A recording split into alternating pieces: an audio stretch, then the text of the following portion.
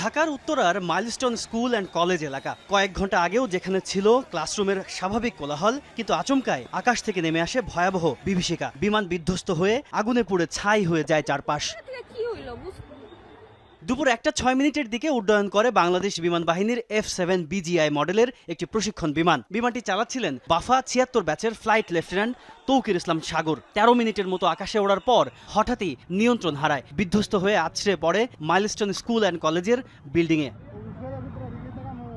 মর্মান্তিক এই দুর্ঘটনায় অনেক হতাহতের আশঙ্কা করা হচ্ছে, যাদের অধিকাংশই কোমলমতি শিক্ষার্থী। এদের মধ্যে কয়েকজন অভিভাবকও রয়েছে বলে জানা গেছে। আহতদের পাঠানো হয়েছে বিভিন্ন হাসপাতালে। জাতীয় বার্ন ইনস্টিটিউটের পরিচালক জানান, এরই মধ্যে অর্ধ শতাধিক দগ্ধ রোগী ভর্তি হয়েছেন। এখন পর্যন্ত আমাদের 60 জন যেটা ভর্তি করা হয়েছে, আরো 10-15 জনের ক্যাপাসিটি এখানে নেওয়ার মতো হবে। এরপর ঢাকা মেডিকেল প্রস্তুত আছে পুরোটা। এই পর্যন্ত যা রোগী আসছে আমরা ম্যানেজ করতে পারতেছি এখানে এরপরও আরো 10-15 জন নেওয়া যাবে। বাট ঢাকা মেডিকেল কলেজ পুরোপুরি রেডি আছে, এই বাড়তি রোগীদের ওখানে পাঠানো হবে। এখানে একজন আর দুজন সব মিলে আমাদের কাছে এই মুহূর্তে 3 জনের মৃত্যু সংবাদ আছে। ঘটনাস্থলে উদ্ধার কাজ চালাচ্ছে ফায়ার সার্ভিসের 8টি ইউনিট, আছে সেনাবাহিনী, নৌবাহিনী ও বিজিবি। ফায়ার সার্ভিস জানিয়েছে প্রায় 1 ঘন্টার চেষ্টায় নিয়ন্ত্রণে আসে ঘটনাস্থলের আগুন।